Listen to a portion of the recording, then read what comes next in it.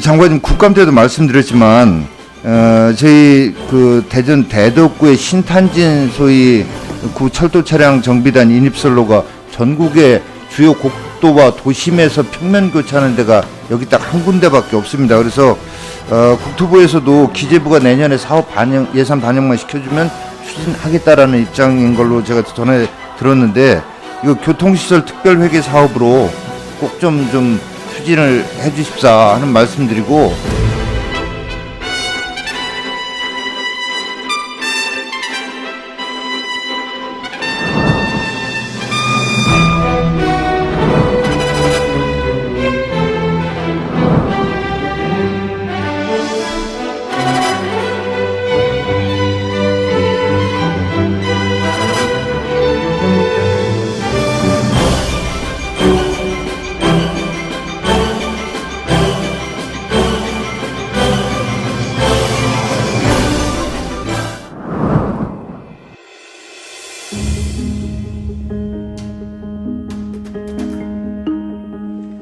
청와대와 총리실을 비롯한 중앙부처의 1급 이상 고위공직자 10명 가운데 4명은 주택을 2채 이상 보유한 다주택자인 것으로 드러났습니다.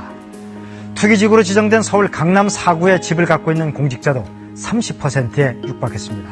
보도에 황진우 기자입니다. 이러고 국민들 향해 다주택을 팔라라고 얘기할 수 있겠습니까? 투기를 잡겠다면 정부의 고위공직자부터 모범을 보여야 합니다. 지난달 시험 운전 중이던 경의중앙선 열차 2대가 추돌해 사상자 7명이 발생했는데요. 사고 원인에 대한 1차 조사 결과가 나왔습니다. 열차 감지 시스템이 제대로 작동하지 않은 데다 안전 인력도 배치하지 않았던 것으로 확인됐습니다. 남성우 기자입니다. 전형적인 인재입니다. 철저한 책임자 문책은 물론 재발 방지 대책을 마련해야 합니다. 한 야당 의원이 현재 태양광 사업을 하는 여권적 인사에 수상한 협박이 있었다는 문제 제기로 한때 정회되는 등 파행을 겪었습니다. 이 여권적 인사는 386 정치인 출신으로 현재는 적폐청산을 위한 주권자 행동연대 공동대표 허인혜 씨인데요. 황진우 기자가 보도합니다. 국회 국토교통위원회의 서울시 국감 정식 질의가 시작되기 전에 자유한국당 정영기 의원이 국감을 준비하다 협박을 당했다고 공개했습니다. 서울시의 태양광 사업 현황 자료를 요구했더니 이 사업과 관련된 기업인이 의원실로 찾아와 협박을 했다는 겁니다. 적폐청산 주권자 연대의 공동대표를 맡고 있다. 낙선운동을 하겠다. 이거는 국회에 대한 모독이고 국정감사에 대한 도전행위다라고 보여집니다. 그러면 북한에 돈줄을 줘야 할 판이죠. 그런데 이런 북한에게 이런저런 기반 시설을 지어주는 방법을 그것도 우리 정부가 검토한다는 게 믿기십니까?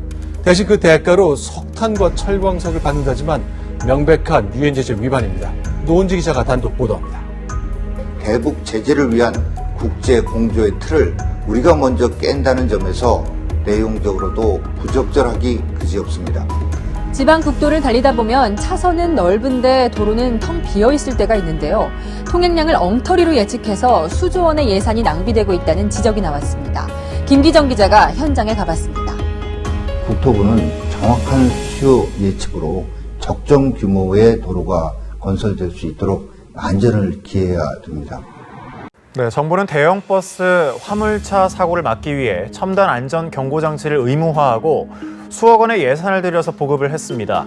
하지만 이 장치들은 차는 인식을 하는데 사람은 인식하지 못하는 반쪽짜리였던 것으로 드러났습니다. 정선미 기자의 단독 보도입니다.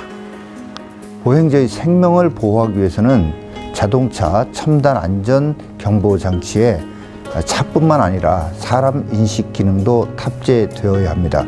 이를 위해 관계 당국과 제작사의 지혜와 노력이 필요합니다.